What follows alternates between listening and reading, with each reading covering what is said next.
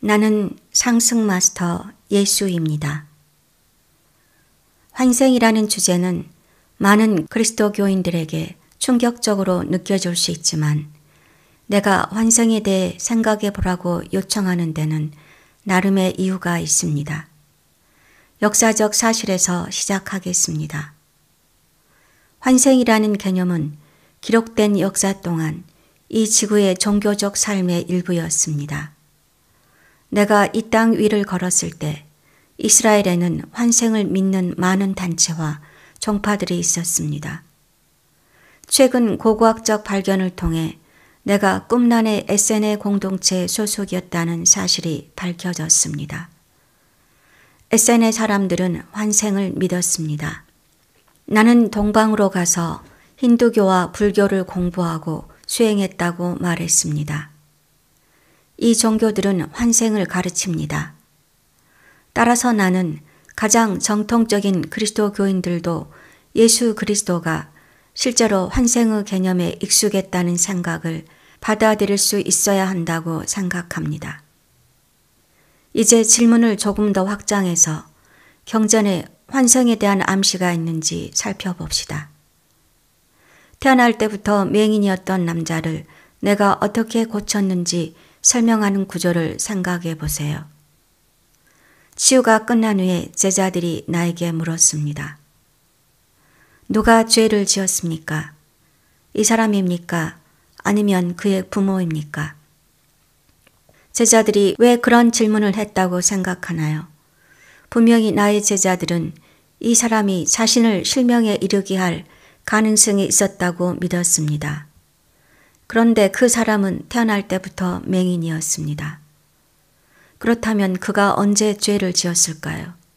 어떤 신학자들은 그가 뱃속에서 죄를 지었을 것이라고 추론한다는 것을 나도 알지만 솔직히 그것이 말이 된다고 생각하나요? 어떻게 태아가 실명이라는 형벌을 받을 만큼 심각한 죄를 지을 수 있습니까? 정의롭고 사랑이 넘치는 신이 그런 형벌을 내릴 수 있을까요? 만약 여러분이 구약의 눈에는 눈이라는 율법을 생각해 본다면 실명은 다른 사람의 시력을 파괴한 것에 대한 형벌이 될 것입니다. 어떻게 태어나지도 않은 아이가 다른 사람에게 실명을 초래할 수 있을까요? 초대 교회의 역사적 기록을 깊이 들여다보는데 관심이 있는 사람이라면 4세기에서 6세기 사이에 로마 가톨릭 교회가 환생의 개념을 이단으로 간주하고 사실상 금지하는 여러 법령을 발표했다는 것을 알 수 있습니다. 교회가 환생을 이단으로 금지하기 위해 부단히 노력했다는 사실은 환생의 개념이 초기 그리스도교의 일부였음을 보여줍니다. 이것은 적어도 현실을 직시하려는 사람이라면 누구도 부정할 수 없는 역사적 사실입니다. 환생이 실제로 초기 그리스도교의 일부였다면 이 사상은 어떻게 그리스도교 신앙에 포함될 수 있었을까요? 그리스도교를 창시한 사람, 즉 나에 의해 소개되었기 때문에 그 개념이 초기 그리스도교의 일부였을 가능성이 있는 것이 아닐까요? 이 질문에 답하기 전에 환생에 대해서 왜 그렇게 많은 저항이 있는지를 생각해 봅시다. 내가 신의 유일한 아들이라는 생각과 마찬가지로 거기에는 내적인 이유와 외적인 이유가 있습니다. 환생을 거부하는 내적인 이유는 인간의 에고와 그 어떤 것에도 완전한 책임을 지지 않으려는 에고의 거부감 때문입니다. 사람이 에고와 자신을 동일시하면 그 사람은 자신의 행동을 정당화할 방법을 끊임없이 찾을 것입니다. 이것은 다소 어려운 문제가 될 수 있습니다. 여러분은 현대 과학이 원인과 결과의 법칙이라고 부르는 자연 법칙의 지배를 받는 우주에 살고 있습니다. 다시 말해 여러분은 여러분의 모든 행동이 어떤 형태로든 결과를 가져오는 우주에 살고 있습니다. 지구상에 존재하는 모든 종교는 어떠한 형태로든 이 보편적인 법칙을 설명합니다. 성경도 예외는 아닌데 그것은 사람이 무엇을 심든지 그대로 거둘 것이라고 가르치기 때문입니다. 여러분의 행동이 결과를 낳고 그 결과가 어떤 식으로든 여러분에게 영향을 미친다는 것은 삶의 진실입니다. 따라서 에고가 특정한 행동을 정당화하려고 할 때 그것은 원인과 결과의 법칙을 부정하거나 피할 방법을 찾아야 합니다. 모든 행동에는 결과가 따른다는 생각을 받아들이면 결과를 피할 방법이 없다는 것을 알기 때문에 특정한 행동을 정당화할 수 없을 것입니다. 그러나 에고는 이 딜레마에서 벗어날 방법이 있습니다. 대부분의 사람은 실제로 잘못된 행동을 하고도 그 결과를 피할 수 있음을 경험합니다. 여러분이 잘못을 저질렀는데 아무도 그 사실을 알아채지 못하거나 여러분이 그 행위를 저질렀음을 증명할 수 없다면 여러분은 겉으로 보기에는 빠져나갈 수 있습니다. 에고는 이 일반적인 경험을 이용해서 잘못된 행동을 하고도 그 행위의 결과를 피할 수 있다고 주장합니다. 다시 말해 발각되지 않을 만큼 똑똑하다면 행동의 결과도 피할 수 있다는 것입니다. 에고는 이것이 완벽하게 논리적이고 그럴듯한 추론이라고 생각합니다. 수백만 명의 사람들이 죽음의 의식의 상대성에 너무나 사로잡혀 이 추론을 진지하게 믿었습니다. 그런 사람들이 환생이란 개념에 직면하면 어떻게 반응할까요? 환생이라는 개념의 본질은 자신의 행동의 결과에서 결코 벗어날 수 없다는 것입니다. 잘못된 행동을 숨겨서 이번 생에서 그 행동의 결과를 겪지 않을 수는 있습니다. 그러나 신 앞에서는 아무것도 숨길 수 없으므로 필연적으로 자신의 행동의 결과를 겪게 될 것입니다. 이번 생에서 이러한 결과를 느끼지 못하면 다음 생에서 느끼게 될 것입니다. 환생의 개념은 행동의 결과에서 벗어날 수 있다는 에고의 추론에 심각한 타격을 줍니다. 따라서 자신의 삶의 기반을 처벌을 피할 수 있다는 생각에 둔 사람이라면 환생 개념에 대해 긍정적으로 생각하지 않을 가능성이 높습니다. 이 생각은 모든 책임을 개인에게 전가하기 때문에 어떤 사람들에게는 무서운 일이 될 수 있습니다.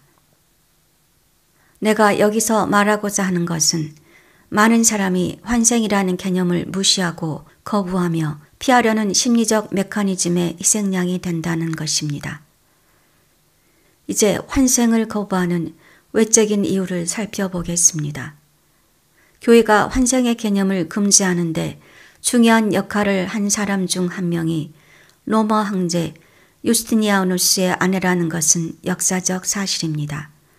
그녀의 이름은 테오도라였는데 그녀는 미래의 생에서 자기 행동에 대해 처벌을 받을 수 있다는 생각을 좋아하지 않았습니다.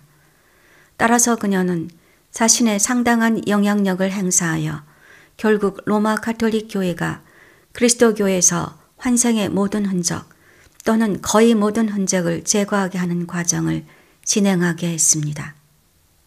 테오도라는 파워 엘리트가 환생이란 개념에 어떻게 반응하는지를 보여주는 살아있는 예였습니다. 무엇보다도 이 파워 엘리트 구성원들은 처벌을 피할 수 없다는 생각을 좋아하지 않습니다. 그러나 그런 개인적인 우려 외에도 사람들이 환생 사상을 믿고 싶지 않아 했던 또 다른 이유가 있습니다. 환생 개념은 미래의 생에서 자기 행동에 대해 처벌을 받을 수 있다는 것입니다. 그러나 그 동전의 다른 면은 구원을 얻는 작업을 하는데 한 번 이상의 생애를 갖는다는 것입니다. 이 개념은 종교를 이용하여 대중에 대한 절대적 권력을 얻고자 하는 파워 엘리트들의 마음에 들지 않습니다. 파워 엘리트들의 수법은 조직화된 교회를 세우고 그 교회가 구원으로 가는 유일한 길을 제공한다고 주장하는 것입니다. 이 수법은 사람들이 구원을 얻을 수 있는 기회는 평생 단 한 번이라고 믿을 때 가장 효과적입니다. 사람들이 지금이 아니면 절대 안 된다고 믿으면 외부 교회의 칙령을 따를 가능성이 훨씬 더 높을 것입니다. 구원을 받을 기회가 여러 번 있다고 믿으면 긴박감은 어느 정도 사라집니다. 사람들이 외부 교회를 말 그대로 따를 가능성은 낮아지고 교회의 주장을 맹목적으로 받아들일 가능성도 낮아집니다. 내가 이 주제를 꺼내는 이유는 나를 따르는 모든 사람이 환생의 주제를 숙고하기를 바라기 때문입니다. 내가 이 주제를 중요하게 생각하는 이유를 말하겠습니다. 환생의 개념은 그리스도 교인들이 지금껏 답할 수 없었던 많은 의문들을 설명할 수 있습니다. 여러분이 이 개념에 대해서 심사숙고하고 어떻게 그것이 삶과 신에 대해 여러분이 가지고 있는 의문에 적용될지를 생각해 보면 가슴속에서 많은 해답을 발견할 것입니다.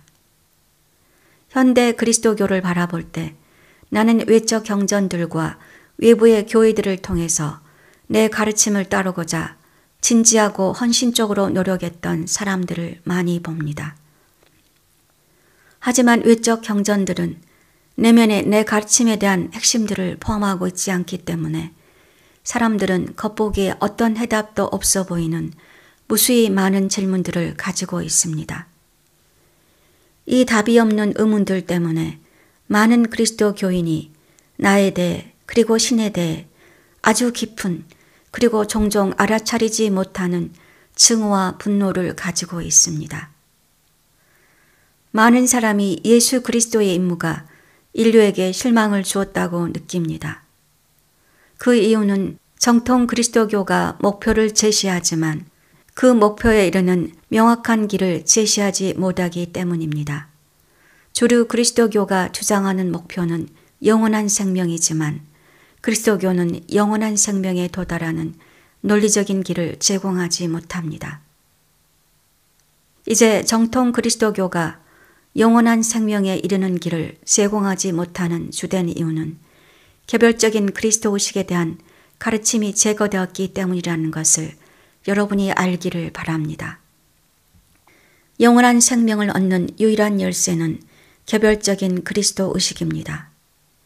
다시 환생의 개념으로 돌아가서 나는 환생이 해답이 없는 많은 질문에 답해줄 수 있는 개념이라고 말하겠습니다. 예를 들어 많은 사람이 정신적으로, 감정적으로 또는 신체적으로 심각한 장애를 가지고 태어난 아이들을 보았습니다. 환생을 믿지 않는다면 그 사람이 그렇게 태어나기를 신이 원했다고 추론할 수밖에 없습니다. 그러면 왜 신은 한 영혼의 유일한 생애라 할 수 있는 이번 생에 그토록 심각한 장애를 가지고 태어나기를 원했는지 궁금할 것입니다. 여기에 정통 교회에서 조장하는 형벌의 개념을 더하면 신이 그 영혼을 벌하고 싶었을 것이라고 추론할 수밖에 없습니다. 그러나 정의롭고 사랑이 넘치는 신이 왜 죄를 지을 기호조차 없었던 영혼을 벌하고 싶어 할까요? 환생의 개념을 받아들이면 이것을 설명할 수 있습니다. 모든 사람은 오래전부터 살아왔습니다. 따라서 이번 생에서 여러분이 경험하는 상황들은 이전에 여러 생에서 여러분이 개인적으로 도화선에 불을 붙인 원인들에 의해 일어나는 일입니다. 순수한 의미에서 환생의 개념은 형벌의 개념을 포함하지 않습니다. 신은 여러분에게 자유의지를 주었고 여러분은 신의 에너지로 무엇을 할지 결정할 수 있습니다. 그러나 자유의지를 가진 존재가 타인에게 미칠 결과를 고려하지 않고 자신이 원하는 모든 것을 할 수 있는 우주를 창조하는 것은 그야말로 정당하지 않을 것입니다. 그래서 신은 인과의 법칙을 만들었습니다. 이 법칙은 여러분이 우주로 내보낸 에너지는 필연적으로 여러분에게 되돌아온다는 것입니다. 인과의 법칙은 완전히 비인격적인 법칙입니다. 그 법칙은 중력의 법칙처럼 비인격적입니다. 낙하산 없이 비행기에서 뛰어내리면 중력에 의해 땅에 떨어져 죽습니다. 이 경우 여러분의 죽음은 분노한 신의 처벌이 아닙니다. 여러분의 죽음은 모든 물체를 떨어지게 하는 자연 법칙의 비인격적인 결과입니다.